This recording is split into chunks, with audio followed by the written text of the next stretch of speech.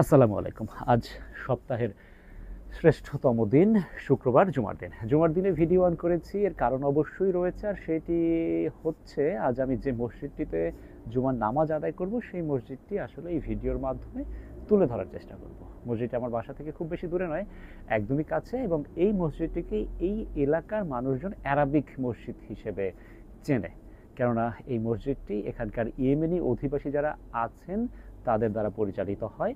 সেই মসজিদটি আসলে কেমন, বাংলাদেশের মসজিদ থেকে এখানকার মসজিদের আসলে বৈশিষ্ট্যগুলো কি, তফাৎগুলো কি, কাঠামোগত পরিবর্তনগুলো কি, এই নানা বিষয় তুলে ধরার চেষ্টা করব ভিডিওতে। চলুন তবে যাওয়া যাক।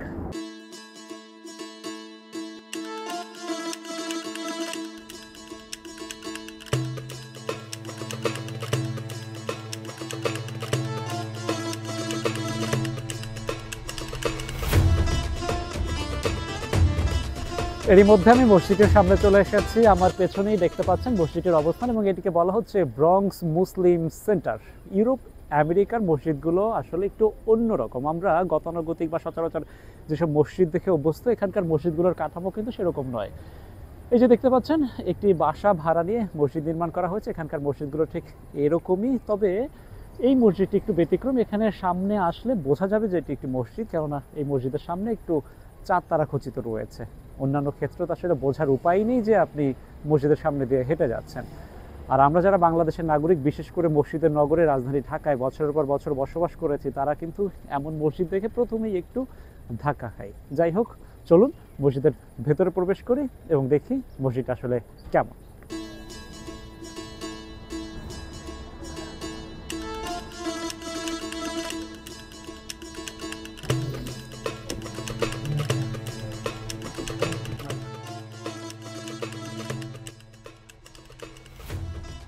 Whether at that moment you're not thanking Allah subhanahu wa ta'ala, you are becoming an ungrateful person.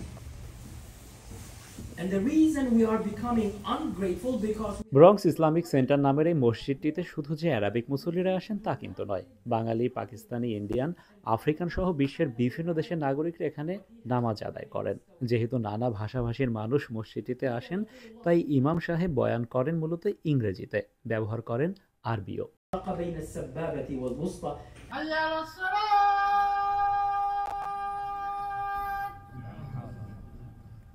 حي على الصلاة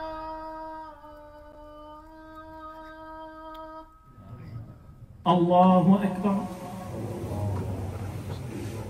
বয়ান শেষে শুরু হয় জামাত। জামাত শেষে এখন মসজিদটি ঘুরে দেখব। খুব বেশি চাকচিক্যময় মসজিদ নয় এটি, বেশ সাদামাটা। নেই দামি দামি ঝাড়বাতি, দেয়াল বা ফ্লোর জুড়ে নেই বাহারি টাইলস। কাঠের মেঝেতে কার্পেট বিছানো, বয়স্কদের জন্য রাখা আছে চেয়ার, সেলফে কোরআন ও ইসলামিক নানা বই। মসজিদটির একটি বিষয় আমার বেশ ভালো লাগে, আর তা হচ্ছে মুসল্লিদের কোরআন তিলাওয়াত। নামাজের আগে কিংবা পরে মুসল্লিরা দেয়ালে হেলান দিয়ে কোরআন তিলাওয়াত করেন। ছোট বড় প্রায় সকল বয়সীদের এই আমলটি এর আগেও করতে দেখেছি আমি। এখানকার প্রায় প্রতিটি মসজিদেই চা কফি খাওয়ার সুব্যবস্থা রয়েছে। এই যে এখানে দেখতে পাচ্ছেন কফি, এখানে রয়েছে মিল্ক, আর নিচে রয়েছে চা, আর এখান থেকে গরম পানি আর ওয়ান টাইম কাপ রয়েছে। মুসল্লিরা এখানে এসে চা কফি পান করেন। যেহেতু শীতপ্রধান দেশ, বাইরে থেকে এসেই এখানে চা কফি খেয়ে আগে নিজের শরীর গরম করে নেন, তারপরে নামাজ পড়েন অনেকে।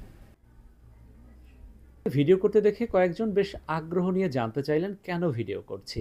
এদের মধ্যে একজন এই পাকিস্তানি নাগরিক। ये अरबी मस्जिद है, यमन की है, तो यहाँ कोई डिफरेंट नहीं है, एवरीथिंग इक्वल। इधर कोई ऐसी बात नहीं है ये वहाबी है, ये देवबंदी है, ये सुन्नी है, नहीं। ये इस्लाम है, कुरान और सुन्नत है, इधर और कोई बात नहीं है। এরই মধ্যে একজন মুসল্লিদের কিছু একটা দিচ্ছিলেন। সবাই হাসি মুখে গ্রহণ করেন তার দেয়া উপহার। সিলেটি এক ভাইকে অনুরোধ করে উপহারের সুন্দর এই বক্সটি খুলে দেখাতে। এটাতে গিফট আছে, মাশাআল্লাহ। ইয়ে আছে, ক্যান্ডি আছে, আর নাটস আছে, বুঝছেন? এই দেখেন ওয়ালনাটগুলো, মাশাআল্লাহ, এটা আমার খুব পছন্দের নাট। এরপরে আপনার ক্যান্ডি আছে, দেখেন এখানে এই আরবি মসজিদে আসলে আপনি আরবের একটা গ্রান পাবেন। আল্লাহর জমিনে যতটা মসজিদ আছে সবগুলো আলহামদুলিল্লাহ সবই সমান, শুধু ম্যানেজমেন্টটা একটু আর কি ডিফারেন্ট। কে মসজিদে কমিটিতে আছে, কে মসজিদে কমিটিতে নাই, সবাই স্বেচ্ছায় ভলেন্টারি করে, বুঝছেন। এইটা আমাদের অনেক ভালো লাগে। যেমন আমি এখানে 2016 সালে মুভ করছি, আমি এই মসজিদেই আসি, বুঝছেন। এই মসজিদে আমি প্রথম থেকে আসি, এবং আমি যখন কুইন্সে ছিলাম ওই কুইন্সের সব সময় আমি আরবি মসজিদে যেতাম, বুঝছেন। আমার আরবি মসজিদগুলো আমার কাছে আমার মন থেকে একটা ভালো লাগে। এক পর্যায়ে একজন যুবককে ঘিরে কয়েকটি শিশুকে দেখি গোল হয়ে বসতে। যুবকটি খুব সুন্দর করে শিশুগুলোকে কিছু একটা বোঝাচ্ছিলেন। কান পেতে বুঝলাম ইসলামের বিভিন্ন বিষয় নিয়ে শিশুদের জ্ঞান দিচ্ছেন ওই যুবক। অপর একদল যুবককে পেলাম হোয়াইট বোর্ডের সামনে, সেখানেও চলছে ইসলামের চর্চা, অর্থাৎ শুধুমাত্র নামাজ আদায় নয়, মসজিদটি জ্ঞান চর্চারও কেন্দ্র। And we started to have activities like madrasa, school to teach Quran, Arabic, and Islamic studies. We have 620 students this year, 600, the big number. We have the girls also activities gathering in Fridays after Asr or around 5 Maghrib time. Around 60-70 sisters, they gather in the women area. They study many topics, they discuss many topics. মসজিদটির একটি পাশ বরাদ্দ শুধুমাত্র নারী মুসল্লি ও শিক্ষার্থীদের জন্য। সেখানেও নামাজ আদায়ের পাশাপাশি চলে ইসলামের চর্চা।